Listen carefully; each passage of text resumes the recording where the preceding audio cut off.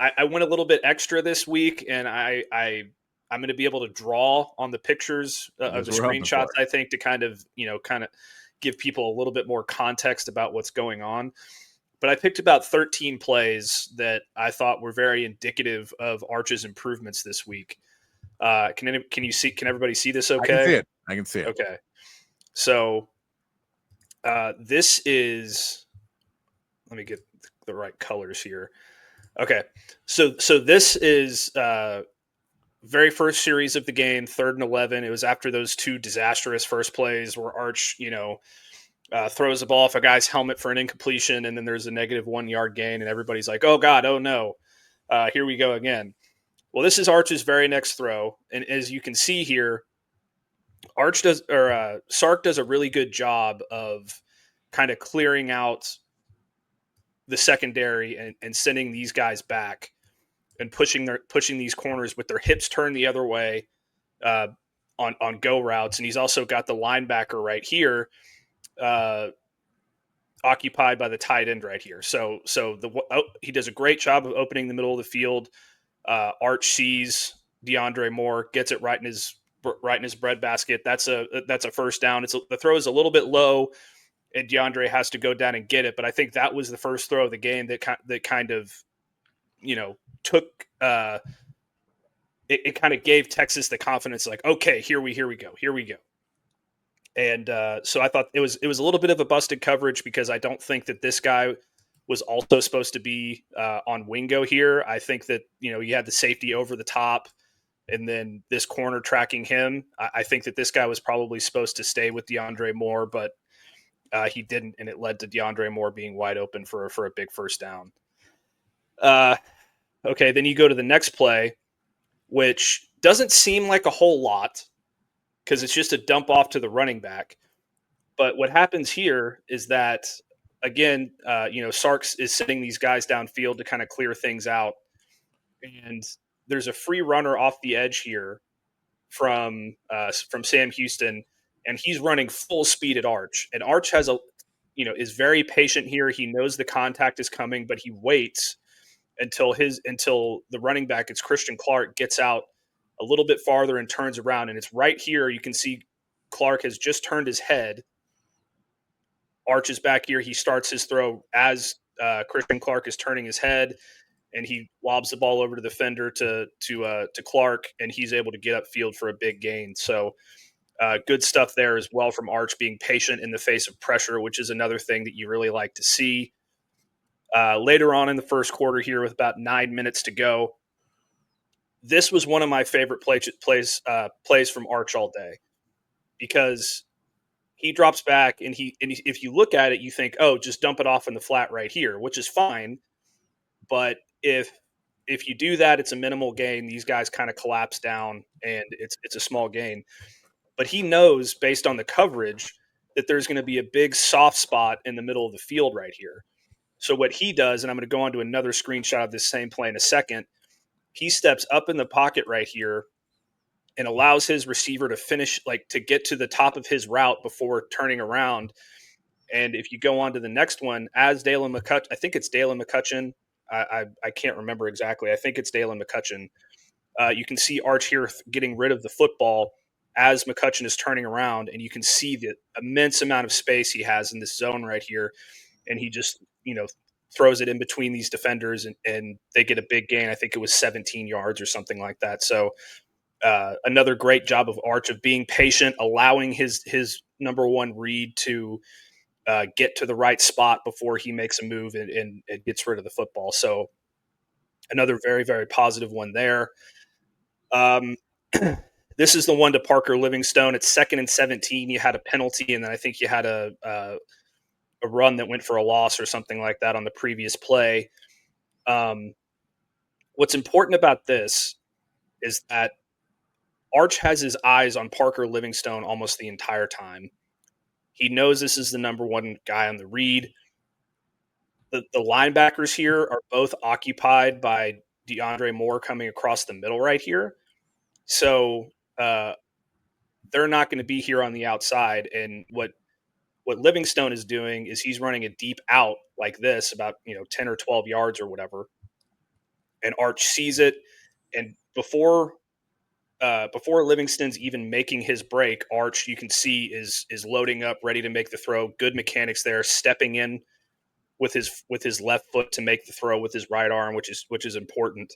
And then he just hits him on a laser right here, and you get 12 yards or so, and you get back kind of in front of the chains, an opportunity on, I think, what was 3rd and 8 or so, or no, I think it was 3rd and 6 or so to move on, to move the chains. This is another kind of example of Arch trusting that his receiver is going to be in the right place at the right time. There's really only one receiver that's out on a route at this point, and I think it was an RPO, maybe. I don't know. I have to go back and look at it again. But he's the only receiver that's out running a route. And before he even turns around, it's kind of a curl route here. Before he even turns around, Arch is loading up, ready to throw, and he gets it into Wingo and just frames him up right in the numbers, and you get a good, I think it was 9 yards on that play. And then this is another one that I think is very indicative of where Arch made some serious improvements. So this is another 2 screenshot play. You can see that Jack Endries is kind of occupying this defensive back right here. He's going to sit right here so that the defensive back stays here and doesn't follow him over. And you can see right here with this other receiver as well, he's doing the same thing. He's sitting in the middle of that coverage so that this guy isn't moving in this direction. And it's opening up a window right here for Ryan Wingo, who's still behind the defensive back right here. So Arch is loading up, and he's already throwing the football before Wingo has passed this defensive back, where he knows that Wingo is going to be because he trusts them to be there. And, I mean, this defensive back is probably playing a little bit too far off, but regardless, Wingo is running to grass. So as you can see, another angle of it right here, Arch is almost about to get rid of the ball right here, and Wingo is still behind this defensive back. And the ball ends up about right here. You get a solid gain there. This is on 1st and 10 with about 3:23 to go in the first quarter. And it ends up going for about 17 yards. So it ends up being a big play there for them, and it moves the chains. Let's see. I had the play about Arch getting his get back in here in the end zone, but I decided to leave that. The next one is 12:59 to go. This is actually in the second quarter. And this is the wait one second. This is the touchdown pass to Jordan Washington. So as you can see right here, Arch is kind of rolled out to his right, and he's getting chased down by a defender who had gotten past Trevor Gooseby right here. But he doesn't panic. He moves in the pocket, sets his feet, knows that if he just waits, that Jordan Washington is going to be open. He's running this way.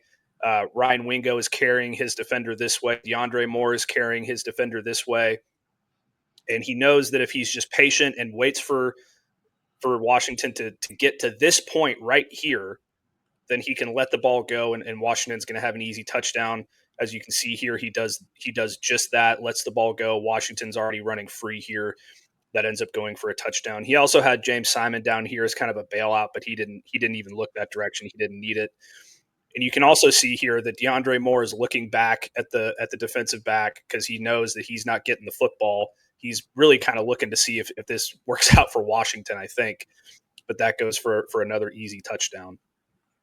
Later on in the second quarter, this is what I believe to be the best throw that Arch made the entire game. He's letting the ball go right here. DeAndre Moore is running a deep cross, and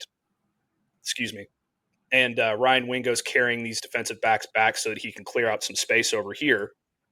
And as Arch is letting the ball go, you can see again, DeAndre Moore is still behind this defensive back. And this defensive back is kind of rotating into this area. So in theory, it could be a pretty dangerous throw. But if you go on to the next screenshot, you can see the ball is right here. He just throws that ball on a rope through these two defenders, hits DeAndre Moore in stride going to the sideline. He ends up, getting some extra yards after the catch as well. And and that ends up setting them up in another good position to score. It's an extremely difficult throw. It's an NFL throw, and it's probably the most impressive throw that I've seen Arch make all season. Maybe in his career. I don't know. I'd have to go back and watch Louisiana Monroe or Mississippi State, but it was an incredible throw. This is a rushing touchdown for Arch. Second and goal, minute 34 to go. He has an option here. He's got Jack Endries kind of run into the flat here where he can dump it off if he wants to. But what Arch sees is that this defensive back, or maybe it's a linebacker, this defender is following Endries here, and he's going to be on his hip through that route. So Arch recognizes that. He gives a little mini pump fake here to kind of sell the fact that he might throw the ball. And then as he sees that open up, he's like, okay, and I can score a touchdown here with my legs. He keeps the ball, he runs it in, gets his second rushing touchdown of the game. And then I think we've got three more left. I've got three more left for you. So this is 55 to go in the third quarter. It's first down. So what's happening here, and at the face of this, Patrick, it's like, okay, where is he going to go with this football?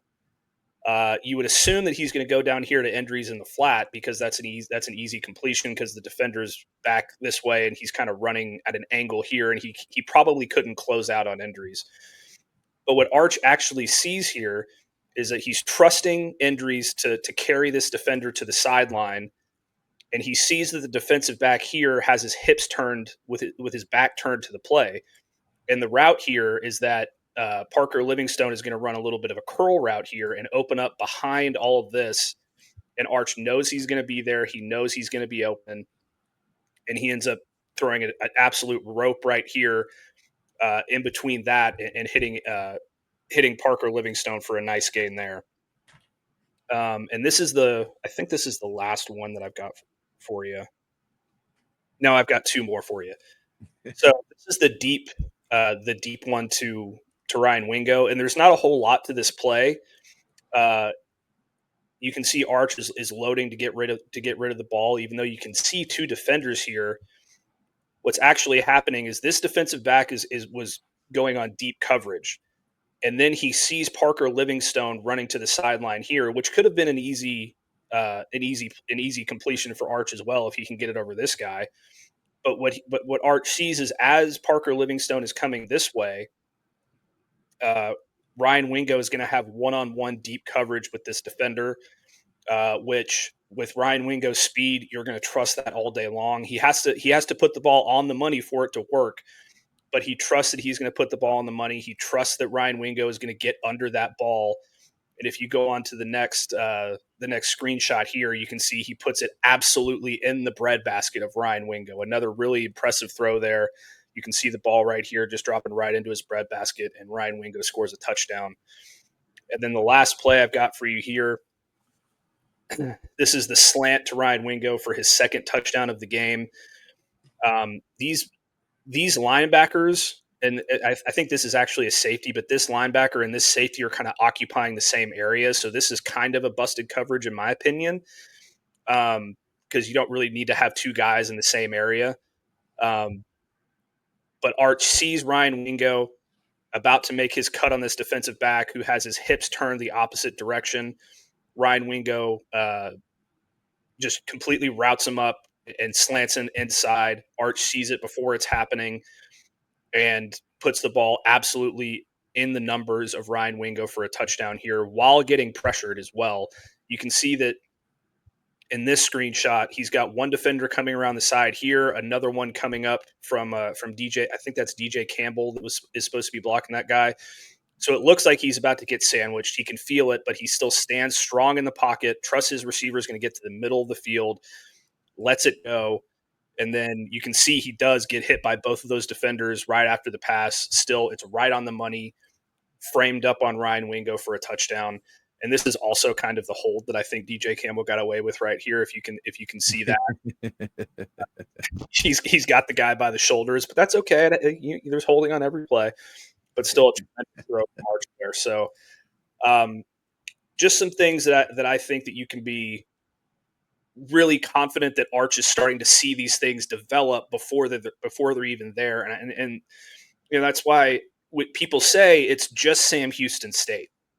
Well, yes, but you also have to have a certain amount of confidence and trust to let go of those footballs before those receivers are open in some of those cases, or trust your receiver to get under the ball on a deep throw and be able to put it on the money like he did to that one on Ryan Wingo. So I was super impressed. That was everything that I wanted to see from Arch coming into this game, uh, in just about every way, shape, or form. The other two incompletions that Arch had that I didn't put into this screen share was one was on a deep ball to Ryan Wingo where it was obviously pass interference and they didn't call it in the corner of the end zone, which I can't put that one on Arch. Had he not been interfered with, he probably could have caught that ball. And then the other one, he just overthrew Parker Livingstone on the sideline on another pass, just a little bit outside. So uh, this is the best I've seen Arch play all year in terms of ball placement, trust, anticipation, and inaccuracy and mechanics, everything in between. Um, Also, his ability to, on multiple occasions, to stand in the pocket with pressure in his face. Just absolutely incredible stuff from Arch from start to finish.